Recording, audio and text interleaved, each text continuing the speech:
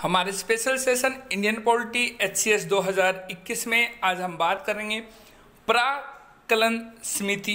ये एक संसदीय समिति जिसके बारे में हम आपको बताएंगे विस्तार से, साथ ही बताएंगे एग्जामिनर आपसे एग्जाम में कैसे क्वेश्चन पूछेगा। हम आपको बता दें, प्राक्कलन समिति वर्तमान में इस समिति की कुल सदस्य संख्या 30 है।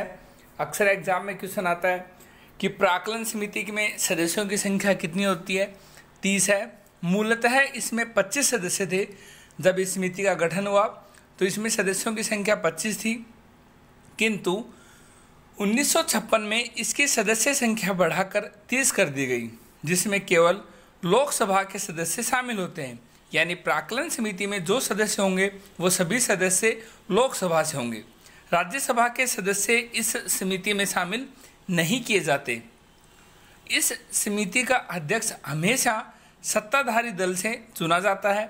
एग्जामिनर आपसे एग्जाम में पूछ सकता है, निम्नलिखित किस समिति का क्या अध्यक्ष हमेशा सत्ताधारी दल से चुना जाएगा? आपका आंसर होगा प्राक्कलन समिति। लोकसभा अध्यक्ष लोकसभा सदस्यों में से अध्यक्ष की नियुक्ति करता है। कोई मंत्री इस समिति का सदस्य नहीं हो सकता, यानी कोई मंत्री पद जिसके पास होगा वो प्राक्कलन समिति का सदस्य नहीं हो सकता।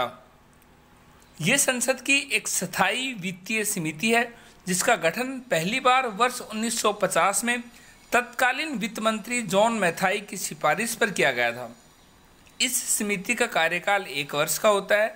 इसके सदस्यों का चुनाव प्रतिवर्ष लोकसभा द्वारा अपने सदस्यों में से समानुपातिक प्रतिनिधित्व प्रणाली के आधार पर एकल संक्रमणीय मत द्वारा किया जाता है।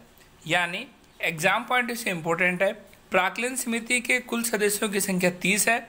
इस समिति के सभी सदस्य लोकसभा से चुने जाते हैं और इसका अध्यक्ष होता है वो सत्ताधारी दल से चुना जाता है, और जो कोई भी सांसद मंत्री पद धारण करके रखता है वो इस समिति का सदस्य नहीं बन सकता।